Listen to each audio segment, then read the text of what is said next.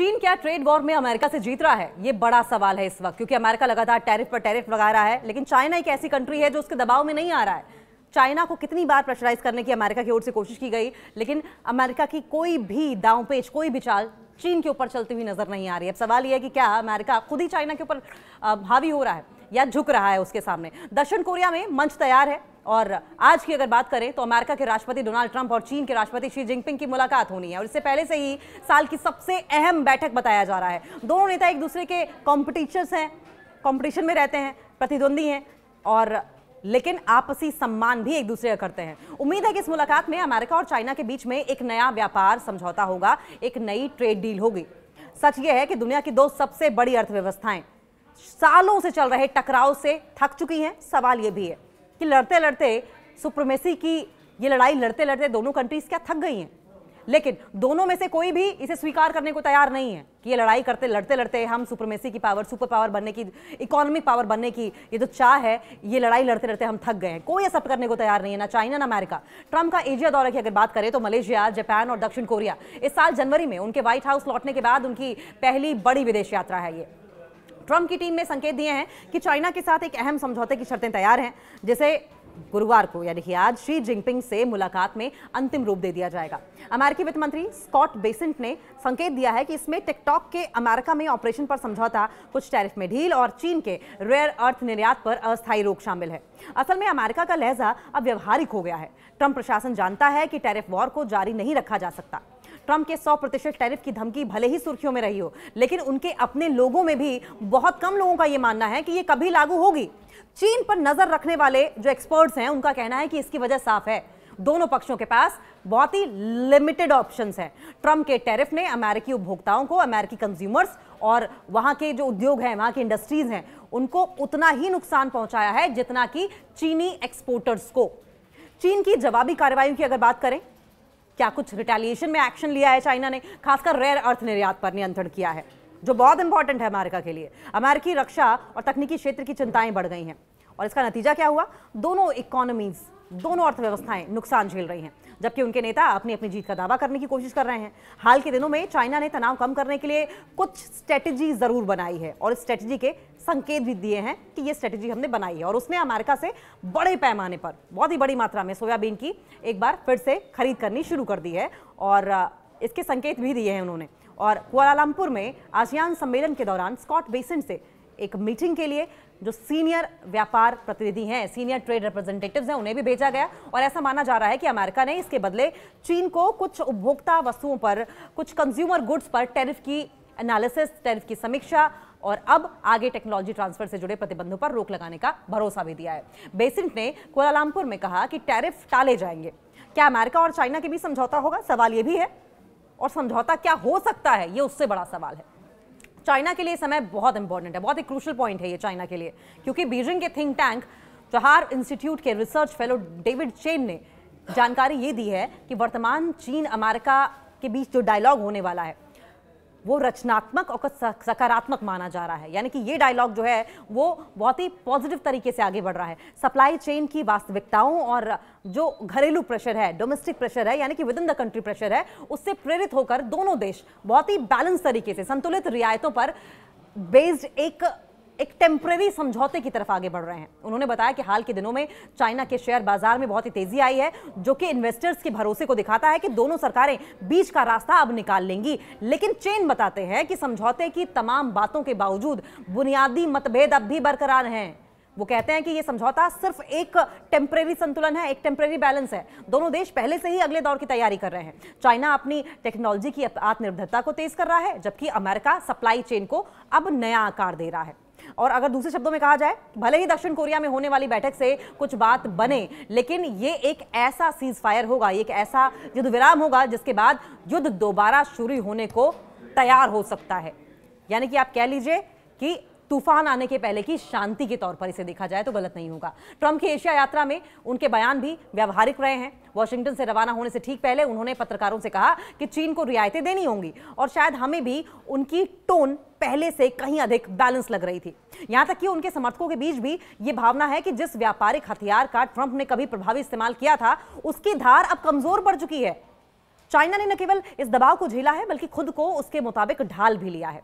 अब इस पर चीन भी रिटेलिएट जाहिर करेगा। चीन का पलटवार क्या है? ट्रंप के साथ दक्षिण कोरिया में बैठक से पहले चीनी राष्ट्रपति का जवाबी कदम। चीनी राष्ट्रपति की रणनीति की अगर बात करें तो ये मुलाकात जो थी ये बहुत ही बेहतरीन एग्जाम्पल था। उन्होंने रेयर अर्थ एलिमेंट्स के निर्यात पर नियंत्रण कड़ा कर दिया और ये एक मास्टर पीस के तौर पर देखा गया, मास्टर स्टेप के तौर पर देखा गया। ये क्योंकि रेयर अर्थ एलिमेंट्स की अगर बात करें तो टेक्नोलॉजी के लिहाज से चाहे फोन हो, लैपटॉप्स हो, हर तरीके से अमेरिका में यूएस को रेयर अर्थ एलिमेंट्स की जरूरत पड़ती है। और हम देख रहे हैं पिछले कई महीनों में, 5-6 महीनों में, कि रेयर अर्थ एलिमेंट्स की जरूरत जो अमेरिका को है उसको भांपते हुए चाइना ने रेयर अर्थ एलिमेंट्स के एक्सपोर्ट पर बहुत ही कड़ाई से नियंत्रण किया है, जिसके तहत दिसंबर से अब छोटी शिपमेंट्स के लिए भी सरकारी मंजूरी हो गई। दिसंबर से आप समझ रहे हैं लगभग 10 महीने से ज्यादा का वक्त हो चुका, 11 महीने हो चुके हैं। और कोई भी रेयर अर्थ एलिमेंट अगर अमेरिका भेजा जाएगा, एक्सपोर्ट किया जाएगा, तो उसके लिए बाकायदा गवर्नमेंट से परमिशन लेनी होगी। आप इस बात से अंदाजा लगा सकते हैं कि कहीं ना कहीं जो दुखती रग है अमेरिका की, चाइना ने उस पर हाथ रख दिया है। ये दुनिया को ये याद दिलाने जैसा था कि ग्लोबल सप्लाई चेन में असली ताकत किसके पास है। रेयर अर्थ यानी कि 17 तत्वों का समूह जिसने इलेक्ट्रिक कारों से लेकर स्मार्टफोन, फाइटर जेट और विंड टर्बाइन तक चलते हैं। एक तरह से रेयर अर्थ 21वीं सदी के उद्योगों का आधार है, बेस है, और इसी को चाइना ने कंट्रोल कर लिया। चीन इस क्षेत्र की 85 से 90% वैश्विक प्रोसेसिंग क्षमता पर कंट्रोल रखता है। चाइना को यह कंट्रोल दशकों के निवेश और दशकों के डेकेड्स की इन्वेस्टमेंट और पर्यावरणीय उपेक्षा से मिला है, जिसे बाकी देश जिस पर ध्यान देने को तैयार नहीं थे, इस पर फोकस करने को तैयार नहीं थे। चीन के पूर्व राष्ट्रपति देंग शियाओपिंग ने कहा है कि मिडिल ईस्ट के पास तेल है, चाइना के पास रेयर अर्थ है। और ये भविष्यवाणी थी, ये प्रोफेसी थी कि centre for strategic and international studies CSIS की ग्रेसलिन बास्कर ने कहा था कि शी जिनपिंग की ये पॉलिसी ट्रंप के लिए एक झटका थी और वो झटका साबित हो रहा है। अभी भी अमेरिका के राष्ट्रपति जो हमेशा से धमकी देने की भूमिका में रहते हैं, अचानक बहुत ही डिफेंसिव नजर आ रहे हैं, बहुत ही डिफेंसिव सिचुएशन में दिखाई दे रहे हैं। पेंटागन पहले ही वार्निंग दे चुका है कि चीन पर रेयर अर्थ की डिपेंडेंसी, निर्भरता अमेरिका की राष्ट्रीय सुरक्षा के लिए, नेशनल सिक्योरिटी के लिए बहुत ही गंभीर खतरा है, क्योंकि ये जो तत्व हैं उन्नत हथियार प्रणालियों के लिए बहुत जरूरी नहीं है। चीन ने और इस पर फोकस किया क्योंकि चीन ये बात जानता है कि इसका उसने इस्तेमाल किया है। ट्रंप की तरह शोर मचाकर नहीं, बल्कि असरदार तरीके से धीरे धीरे चाइना ने इस पर काम किया। अब शाख बचाने की कोशिश आप कह लीजिए, ये नाक की लड़ाई हो गई है चाइना और अमेरिका के लिए। अब इसमें साख कौन बचा रहा है और कौन उसको कायम कर रहा है। ट्रंप के समर्थकों का कहना है कि अमेरिका चीन पर निर्भरता को ऑस्ट्रेलिया, कनाडा, मलेशिया और यहां तक कि पाकिस्तान पर शिफ्ट कर सकता है, जिसने हाल ही में अपने खनिज समृद्ध बलूचिस्तान प्रांत को इसकी खोज के लिए खोल दिया है। लेकिन असल समस्या खनन नहीं है, बल्कि रिफाइनिंग है। चाइना की बेजोड़ प्रोसेसिंग क्षमता ही उसकी असली ताकत है। बाकी देशों को इस स्तर पर पहुंचने में सालों, या फिर सालों छोड़िए, डेकेड्स लग जाएं, दशकों लगेंगे। हांगकांग के भू राजनीतिक विशेषज्ञ हेई सिंह ताओ का कहना है कि दक्षिण कोरिया की बैठक ट्रंप के लिए साख बचाव का प्रयास है। उन्होंने ये भी कहा कि अगर ट्रंप शिखर सम्मेलन से पहले कोई समझौता नहीं कर पाए तो ये उनकी साख और पार्टी में नेतृत्व को प्रभावित करेगा। ताओ का मानना है कि चीन टेम्परेरी तरीके से रेयर अर्थ एक्सपोर्ट में ढील और सोयाबीन खरीद बढ़ाने की पेशकश करेगा, ताकि ट्रंप अपने मतदाताओं के सामने कुछ दिखा सके। लेकिन वे चेतावनी देते हैं कि ये केवल कुछ समय के लिए अस्थायी है। ट्रंप हमेशा अपनी बात बदलते हैं, यही उनका अंदाज है। लंबे समय तक की स्थिरता संभव नहीं है। एक्सपर्ट्स का यह भी कहना है कि दोनों पक्ष अपने घरेलू राजनीतिक दबावों को देखते हुए बातचीत कर रहे हैं। ट्रंप को यह दिखाना है कि उनकी वापसी सक्सेसफुल रही है। वहीं शी जिनपिंग को सुस्त इकोनॉमी, सुस्त अर्थव्यवस्था और युवाओं में जो यंगस्टर्स हैं उनमें बेरोजगारी के दबाव में नियंत्रण, धैर्य और लचीलापन दिखाना होगा। ट्रेड वॉर को रोकने की दोनों की इच्छा सामरिक है, न कि बदलाव लाने वाली। तकनीकी श्रेष्ठता, बाजार नियंत्रण और वैश्विक प्रभाव की असली जंग जारी रहेगी। बीजिंग के शोधकर्ता डेविड चेन का कहना है कि अमेरिका को रक्षा और हाईटेक उत्पादन के लिए रेयर अर्थ से जुड़ी चीन पर निर्भरता को, चीन पर डिपेंडेंसी को लेकर तुरंत कुछ काम करना होगा। लेकिन चीन का यह दबाव तो बस शुरुआत है। असली संघर्ष टेक्नोलॉजी और ट्रेड को लेकर जारी रहेगा। टैरिफ के बावजूद चाइना के निर्यात में बढ़ोतरी हो रही है। बावजूद इसके कि अमेरिका ने टैरिफ लगा रखा है, लेकिन चाइना है कि अपना एक्सपोर्ट लगातार बढ़ाता जा रहा है। ये कंपटीशन पहले ही वैश्विक व्यापार को नया रूप दे रही है। 2024 में चाइना अमेरिका व्यापार लगभग 659 अरब डॉलर रहा, जो पिछले साल से थोड़ा ज्यादा था। लेकिन आसियान देशों के साथ व्यापार इस अगर अवधि की बात करें, इस टाइम फ्रेम की बात करें तो $1 ट्रिलियन पार कर गया है। यूरोपीय संघ अब अमेरिका से बड़ा व्यापारिक साझेदार बन चुका है। मौजूदा साल के पहले 9 महीनों का रुझान भी यही दिखाता है। टैरिफ के बावजूद चाइना के एक्सपोर्ट्स बढ़ रहे हैं। इसका मतलब यह है कि चाइना पर लगाए गए टैरिफ का कोई असर ही नहीं हुआ है। और बायलैटरल ट्रेड की अगर बात करें, द्विपक्षीय व्यापार की बात करें, तो चाइना का अमेरिका को एक्सपोर्ट बढ़ा है।